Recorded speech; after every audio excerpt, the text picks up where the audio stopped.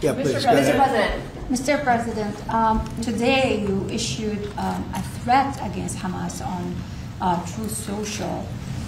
What has changed? And what was said? Go ahead. You said if they continue keep killing innocents in Gaza, that if that continues, the United States will go after them. I issued a strong statement. That's right. But they used to be gangs, and now you're saying innocents. What made you think they're innocents now? Well, I'm looking at what's happening, and that wasn't the deal that was made, and we'll see what happens. It's calmed down. It's a tough neighborhood. We know that. We have a commitment from them, and I assume they're going to honor that commitment. I hope they do. And I understand they brought back some additional bodies today. It's a rough deal when you think of it, right? Very rough. We have our hostages back completely. We were very lucky with that.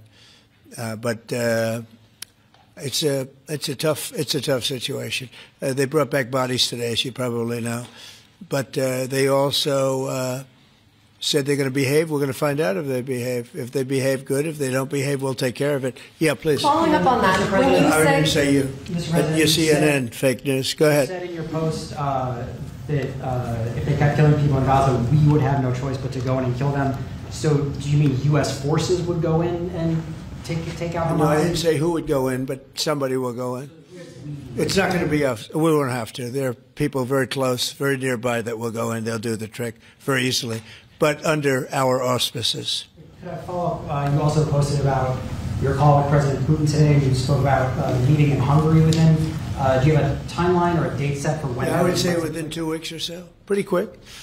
Marco Rubio is going to be meeting with his counterpart, as you know, Lavrov, and they'll be meeting pretty soon. They're going to set up a time and a place very shortly. Maybe it's already set up. They've already spoken.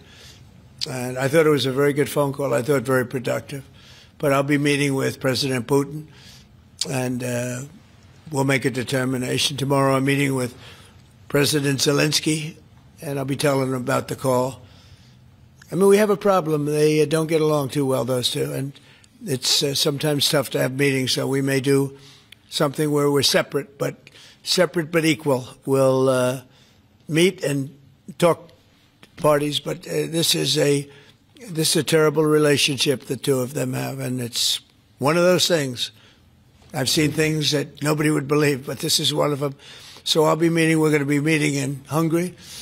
Viktor Orban is going to be hosting, and it's really something that's time, you know. Right, but did President Putin try to dissuade you from selling Tomahawk missiles? Well, of course. What do you think he's going to say? Please sell Tomahawks? No, but did he give Is he going to say, please sell those Tomahawks? I really appreciate it. I did actually say, would you mind if I gave a couple of thousand Tomahawks to your opposition? I did say that to him. I said it just that way. He didn't like the idea. He really didn't like the idea. No, I said it that way. You have to be a little bit lighthearted sometimes, but no, he doesn't want Tomahawk is a vicious weapon. It's a vicious, offensive, incredibly destructive weapon. Nobody wants Tomahawk shot at them. Ask you not to provide Tomahawks? So, wouldn't anybody? I mean, it's been in the news. Who wouldn't do that? CNN. Who wouldn't do that? You know? Do you think he's going to say, "I'd love to have Tomahawk sent my way"? I don't think so. Maria, we have one of the great stars. Jelajahi cara baru mendapatkan informasi. Download MetroTV Extend sekarang.